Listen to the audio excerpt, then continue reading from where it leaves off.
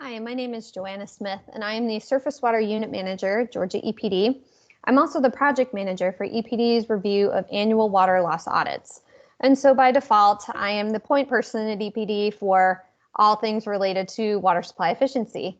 So today I'll be talking about that topic, water supply efficiency improvement, and I'll be talking about EPD strategy and approach. So first I'll talk about water efficiency requirements in Georgia with a special emphasis on water loss control programs. I'll also be talking about Georgia's overall strategy to encourage improvement of water supply efficiency and how these requirements fit into that. I'll then specifically focus on water loss control programs, how we evaluate them at EPD, and the implications of this evaluation for our existing permitting processes. I'll then circle back to a topic I've spoken about in the past. At this conference, I did a presentation a couple of years ago related to the demonstration of progress requirement of the rules. So I'll circle back to that, talk about how everything fits together, then I'll summarize and I'll be happy to take your questions. So what are the origins of tracking water loss in Georgia? All of the requirements I'm going to talk about today originate with the Water Stewardship Act, which was enacted in 2010 by the Georgia General Assembly. And it recognized the imminent need to create a culture of water conservation in the state and to plan for water supply enhancement during future extreme drought conditions. If you think about the context of the time period, 2010 was just as we were coming out of a drought of record in 2007, 2008. This is still a drought of record in some areas of the state. And the topic was fresh on everyone's mind. It's increasingly important as we continue to see more frequent and intense droughts. And that is why we are continuing to pursue water supply efficiency across the state. Georgia Rule 391-3-33 was promulgated to implement the requirements in the Water Stewardship Act. And that is where I will be focusing much of my time today. You can see here that the name of that rule is kind of a mouthful, so I'll be calling it the Water Efficiency Rule. But as I said, it was promulgated to implement the requirements of the Water Stewardship Act, and it applies to public water systems serving at least 3,300 individuals. There are also some trigger points built directly into the rule for when we would evaluate its requirements, and those are the renewal of water withdrawal permits, modifications of water withdrawal permits to increase the permitted water withdrawal limits, and an increase in the number of service connections for drinking water permit. I will note here that a proposed rule amendment has recently gone through the public notice process, and that would add a trigger point here to include the renewal of drinking water permits as well. By the time you actually see this presentation, it's possible that that amendment would have already been approved, so I wanted to mention it here. So what are the requirements under this rule? There are four main requirements. The first is that public water systems that fall under the purview of this rule must conduct an annual water loss audit, and they're always due on March 1st. They must also develop a water loss control program, develop individual goals, and set measures of water supply efficiency. And the rule is pretty specific that these must be defined by the water systems themselves. And they must demonstrate progress toward improving water supply efficiency. That last one is the topic that I focused on before. And this time I'll be talking more about these middle two here and talking about how all four of these requirements relate to one another. The rules do offer some details about what it means when we say that we're requiring these different elements. For water loss control programs specifically, the rule talks about how they must be updated periodically as needed, and that is very much in line with the nature of water loss control programs in general. I'll talk a little bit more about that in a moment. But the rule also offers that these should include, but may not be limited to, and then you can see here a couple of examples that the rule offers. One thing to note here is that all of these elements, if you're familiar with the water loss audit software, are related to the types of inputs that you would put into that software. For the individualized goals, the rules specify that public water systems shall establish their own individual goals and set measures of improving water supply efficiency. The key here is that EPD is not the one setting these goals. The system should, because system administrators and operators understand their systems on a different level than we can. They understand them better than we can. And so we are counting on them to recognize their own abilities, constraints, and needs. The rule offers that these should include, but may not be limited to, infrastructure leakage index, water audit data validity score, so on and so forth. If you're familiar with the water audit software, one thing to note here would be that all of these examples are related to the outputs of the software. So to reiterate, the elements related to the water loss control programs are related to the inputs, and the elements related to the individualized goals are related to the outputs. I myself am a visual learner, so I always appreciate slides like this that offer a visual representation of how different elements work together. So I wanted to talk through this slide briefly. You can see here the 4 requirements of the water efficiency rule are all represented by either a cog or the little box over here on the side. And as you can see, the water audit drives everything else. So every year, systems complete a water audit, and the results of these audits should influence what is located within the water loss control program. Within the water loss control program, there should also be individualized goals outlined, as well as action items to achieve these goals. And like any useful plan, these goals and action items should also have associated implementation timelines, at least goals for timelines. And this enables tracking to see how a system is doing with regard to its goals and improving its water supply efficiency.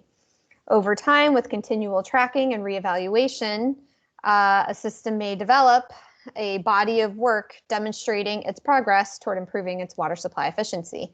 And that's the whole idea. All of this is working toward improving water supply efficiency and offering specific tools and ways to do that.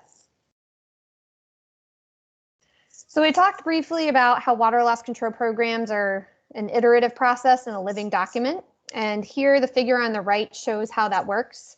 So the idea is that a system completes a water audit, and then based on the results of that water audit, comes up with a water loss control program or a way to address the weaknesses that the audit highlights. Then after implementing some of these measures, the system does a water audit again. And if those measures have been effective, it's probable that the results of the water audit will change in some way, maybe highlight different weaknesses or different areas for improvement. And so the water loss control program should change to accommodate those results, be implemented, those measures should be implemented, and then the water audit performed again. Here in Georgia, we naturally fall into the cycle because we do require the completion of the audits every year. And EPD is keeping that in mind as we review water loss control programs that come into our office. So first of all, we want to ensure that any system that should have one does have one, and that those water loss control programs, as I discussed, consider the results from the water audit software. They shouldn't exist in a vacuum. We would also want to ensure that these programs are useful not only for tracking the demonstration of progress toward improving water supply efficiency, but also useful for the system in tracking how they implement different measures over time. So we want the goals to be measurable and to have proposed timelines for implementation of action items related to those goals. And then lastly, of course, we would want the goals in the water loss control programs to reflect the needs and abilities of the individual system, as we discussed before.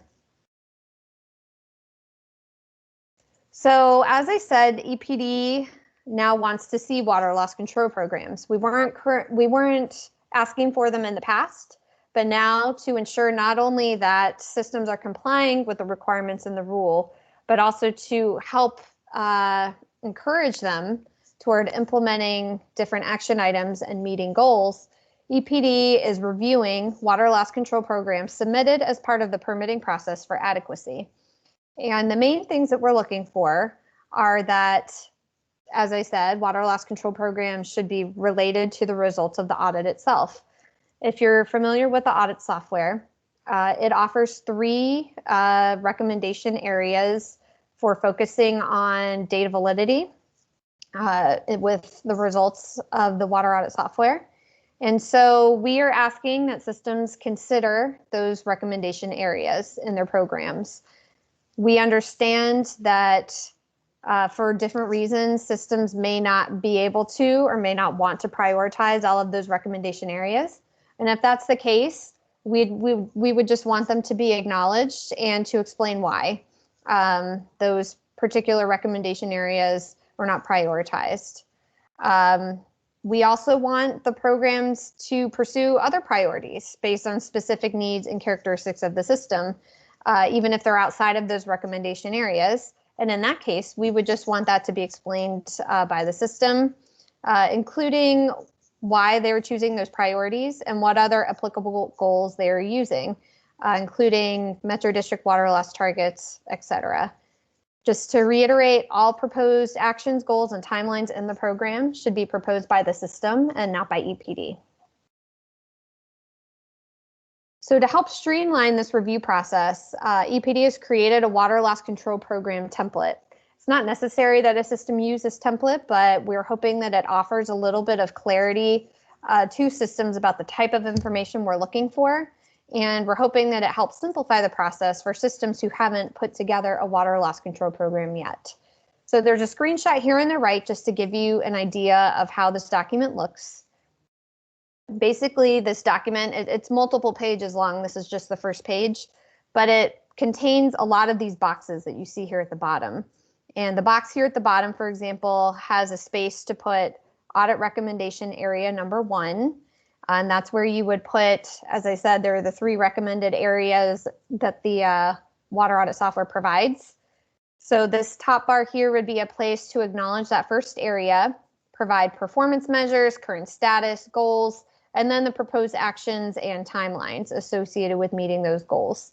So there is a box for each one of those recommendation areas, a couple boxes that don't specifically reference one of the audit recommendation areas. So that would be a place for the system to offer their own priorities.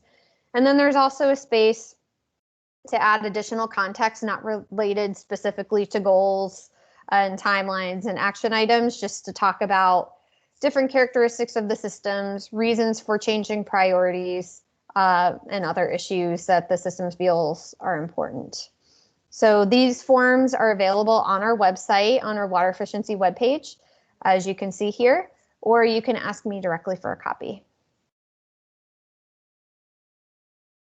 So how does all of this fit into EPD's process?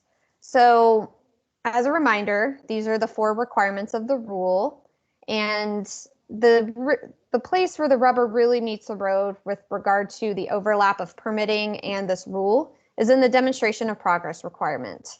As I said, I talked a little more in depth about that in the past, and that presentation is also found on our water efficiency webpage.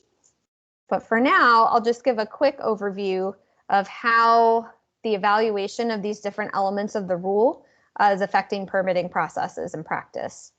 So first of all, I've already mentioned a few times, but to reiterate, water loss control programs are now requested as part of an application for a water withdrawal permit for renewals and modifications to increase limits, as I described before.